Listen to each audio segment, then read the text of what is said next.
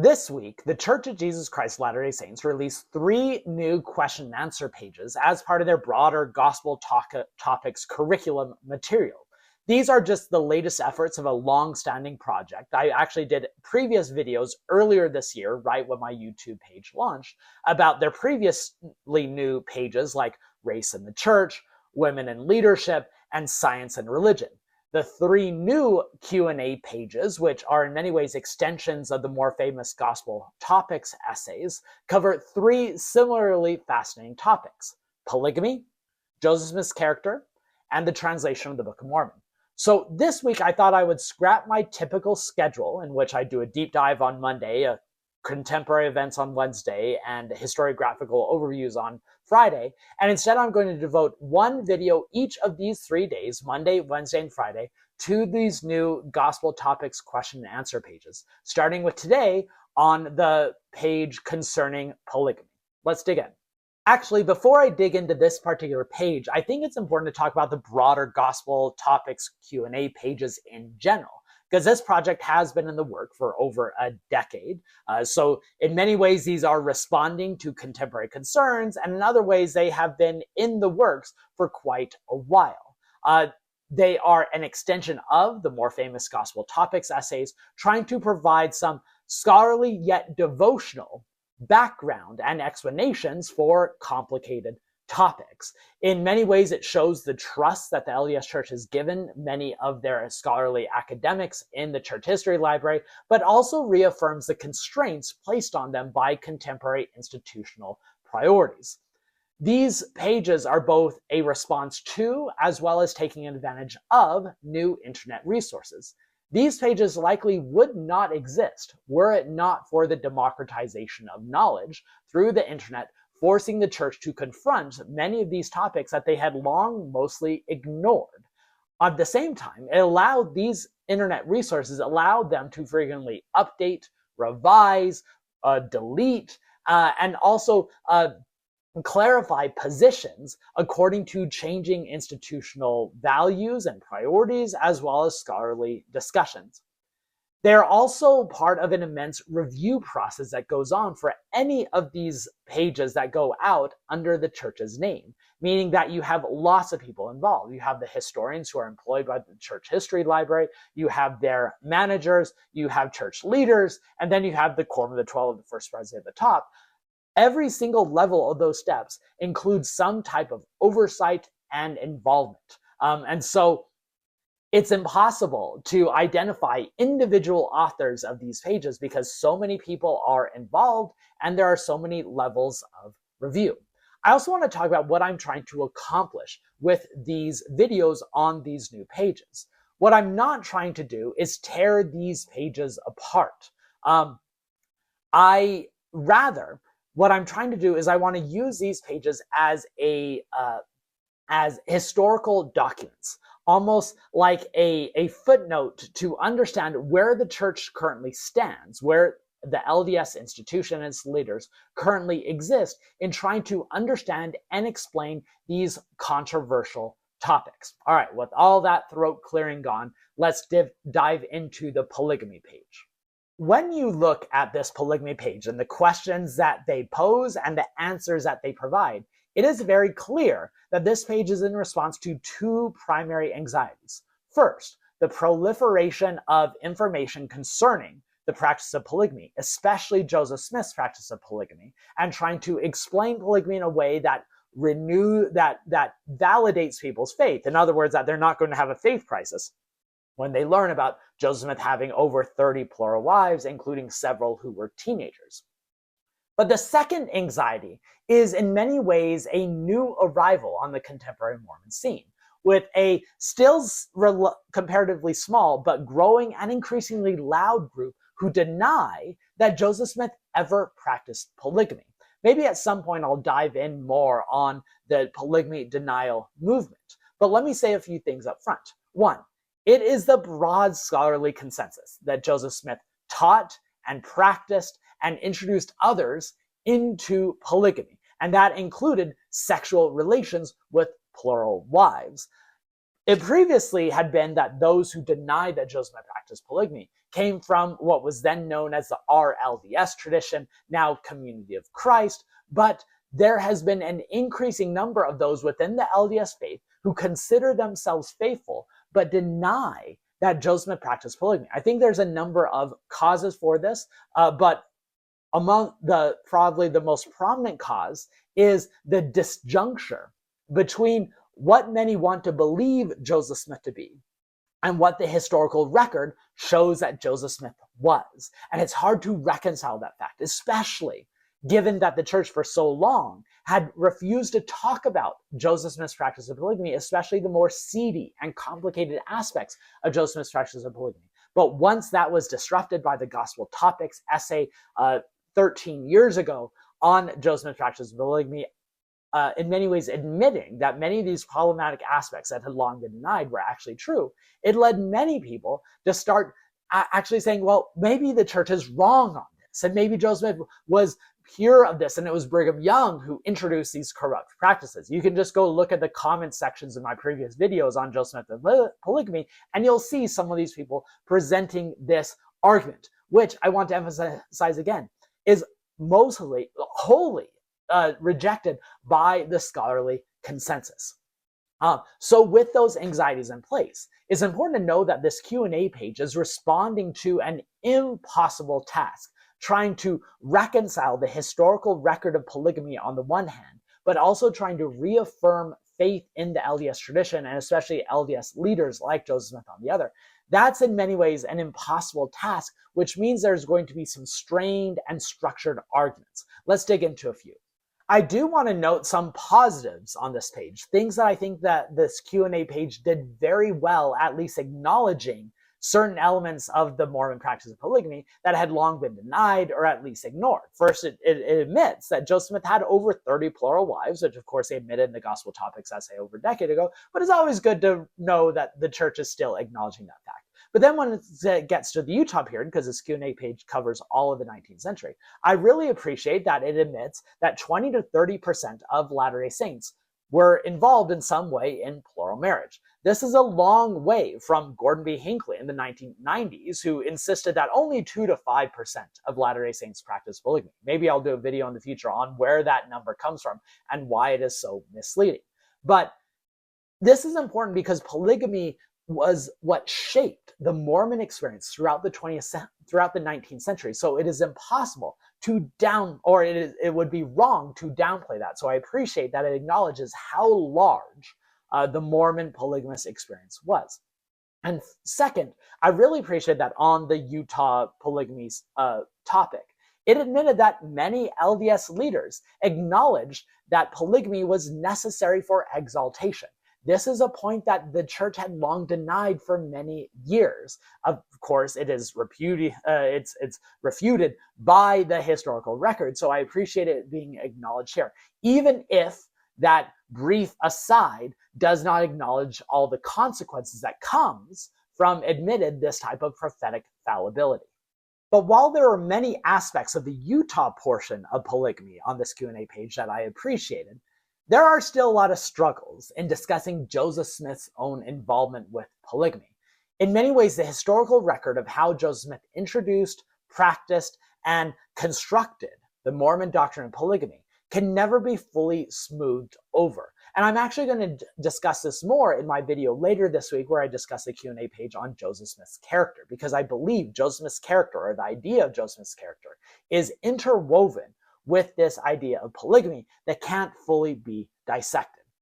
A few things that I think exemplify this difficult aspect of addressing Joseph Smith's polygamy practice and revelation is how it discusses, say, D&C 132, the revelation that Joseph Smith dictates on polygamy in July of 1843 that later gets canonized in the Doctrine and Covenants. You'll see here on the page where it says that Joseph Smith probably received this revelation as early as the 1830s, even if he didn't dictate it until 1843. Now, as a historian, that is just not a sustainable idea. I don't know of a historian who really believes that D&C 132 was initially revealed in the early 1830s. I can see where they're coming from, saying that it's framed around Joseph Smith asking about biblical patriarchs while Joseph Smith was translating the Bible in 1831, 1832, so maybe there's a connection there. But that's not based really on historical evidence. Instead, that's based on ideological priorities, because they want to show the polygamy revelation at the beginning, which then justifies what Joseph Smith does after that, especially with Fanny Alger. So here's from the page where it says that evidence suggests that Joseph Smith married Fanny Alger as a plural wife. That's some careful wording there. Suggest means it's not proven, it's not clear, it's not set in stone, even though they want to say that what happens with Fanny Alger was a plural wife. And if it was, then we need to have the D&C 132 revelation revealed before then. Now, I and several other scholars don't really agree with that. Now, there's some debate within historians about how to define this relationship with Fanny Alger. Some saying it's a proto-polygamous union, others saying that it's a basic biblical mimesis or kind of copying biblical patriarchs and having plural wives, because the problem is the theology that Joseph Smith uses to explain and justify polygamy does not develop until Nauvoo. So what do we do with Fanny Alger? Well, I and some other scholars come on the other side and say, well, actually, probably polygamy did not have much to do with Fanny Alger. Instead, it was likely an affair. Maybe I'll do a video on that in the future. Other elements of this page that I think are noteworthy. One is it emphasizes, and this is a common trope by this point, how challenging it was for Joseph Smith and Brigham Young and others to practice polygamy. Many of you have probably heard the famous Brigham Young quote of saying that when I was introduced to polygamy, it was the first time that I would rather have been dead, that I looked at a funeral service, watched someone in a casket, and I wish I was in that casket rather than alive. Yeah, I think it's consoling to Latter-day Saints today to believe that for Joseph Smith and Brigham Young, it was difficult to practice polygamy, that they were reluctant polygamists, that they recognized that this was going to be difficult, and they tried to find other avenues, but it wasn't until an angel with a flaming sword came and told them that you had to practice. That's a narrative trope. That's one thing that scholars say that is how historical actors can frame their actions in a way that justify and then are used by later generations in order to make us feel better about it. The reality is, Joseph Smith during the 1840s and then Brigham Young after approached polygamy recklessly and with full gusto, you could say, in a way that is hard to reconcile with the sense that they were reluctant polygamists. So whenever I hear the language of that it was such a challenge, I just don't think that squares with the reality. It was a challenge to keep secret. It was a challenge to keep people involved satisfied. But in the end, they pushed forward because it appears that they did not find it a challenge to continue practicing it. Instead, they saw it as an all-consuming practice. Speaking of those who found it challenging, let's talk about Emma Smith. If Joseph Smith's practice of polygamy is already difficult to square with modern-day values and morals, the way he included Emma in polygamy is even more so. Now, this Q&A page recognizes that dynamic, saying that Emma Smith mostly rejected polygamy, except for a short period in which she accepted and allowed Joseph Smith to be sealed to 4 women before eventually rejecting the practice, although it concludes this paragraph by saying that Emma and Joseph remained deeply committed to one another. I think there's a number of problems with this, both in what it says and what it doesn't say.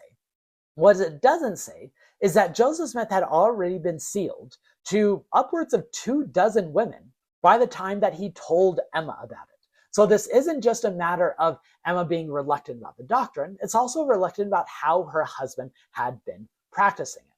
Also, the facts that of the 4 women that Emma Smith said that Joseph could be sealed to, 2 of those he had already been sealed to.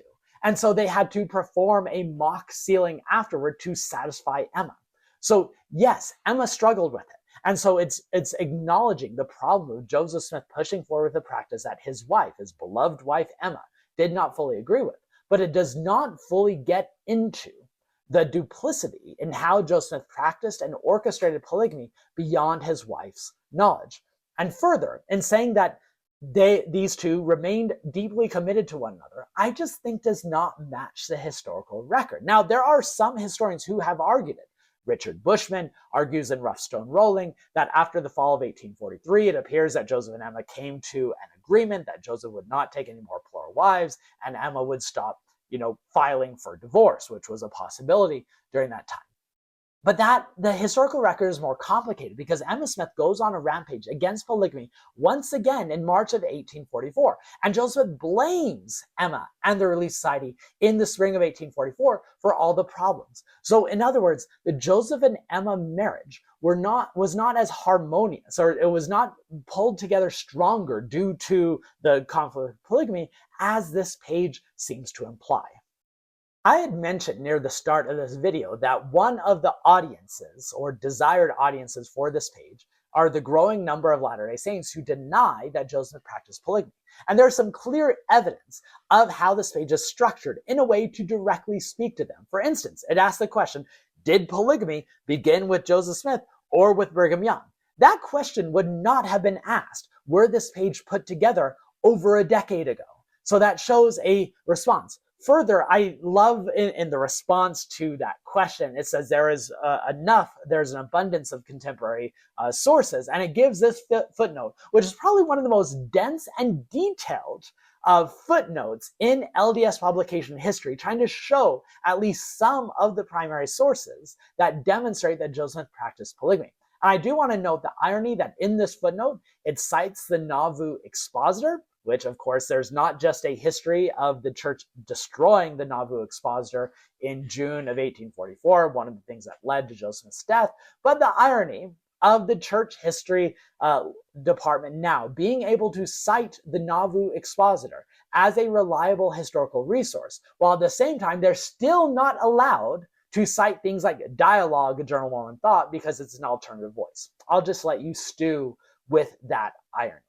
Now let's move on to the Utah period of polygamy covered on this page. And I want to keep this short because this video is already getting really long, and also because I thought the answers to the questions concerning Utah era polygamy were pretty straightforward and well done. But I do have a few quibbles.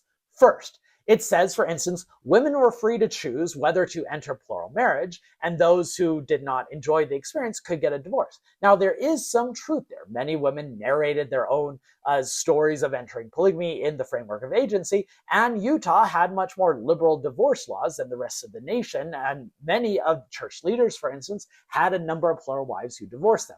Laurel Ulrich, in her wonderful book, A House Full of Females, the best book on Mormon polygamy, said that divorce was the safety valve that allowed polygamy to function.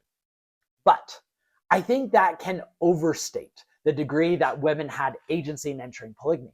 When you are a young woman, often an immigrant, as converting to Mormonism and arriving into Utah, and then being taught polygamy by priesthood leaders who have control over your salvation and your status within the church, I don't know if you can say that that's an entirely free construct in which to make a choice on something like polygamy, especially during moments like the Mormon Reformation.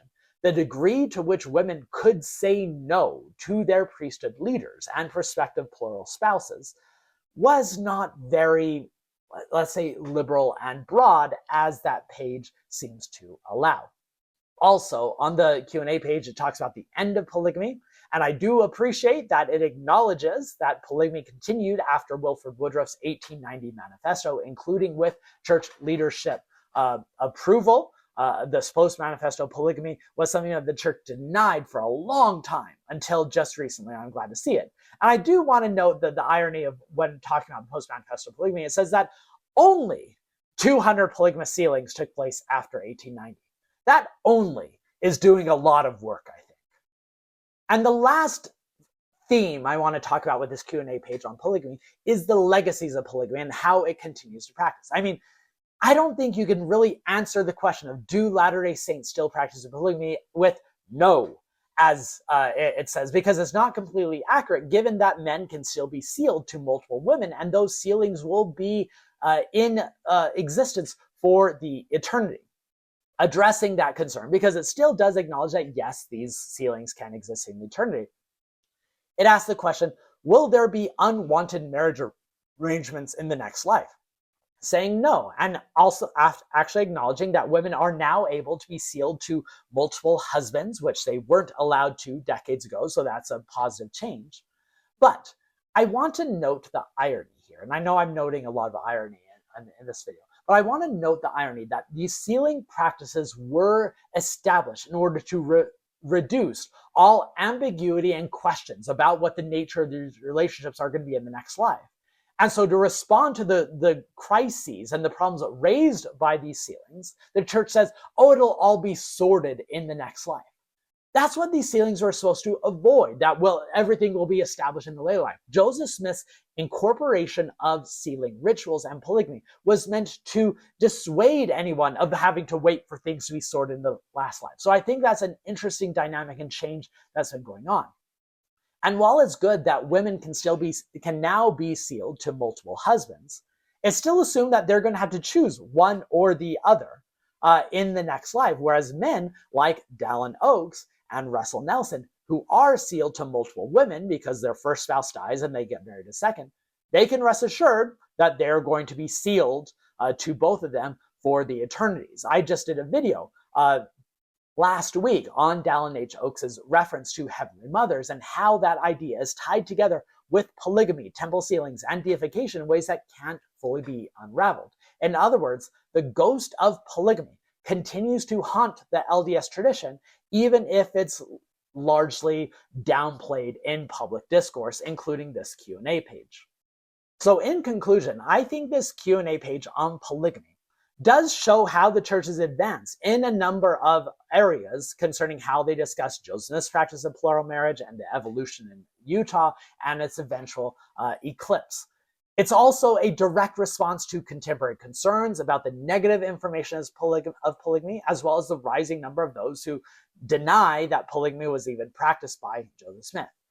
All of these questions, however, are rooted, again, in an irreconcilable crisis that I've mentioned several times in this video, that modern-day conceptions of prophetic infallibility, prophetic authority, and Joseph Smith as this divine appointed prophet do not square with the historical record. And so wrestling with that disjuncture is going to continue, and this page is just one of the more recent examples. I hope this video made sense. If there are elements of that Q&A page that I missed, please leave them in the comments. Please like and share this video if you found it useful, and subscribe to this channel if you haven't yet, because I will be doing videos on the Joseph Smith character page, as well as the Book of Mormon translation page later this week. History has never been more relevant than it is right now, because it shapes the way we view not just the past, but the tradition and where we go in the future.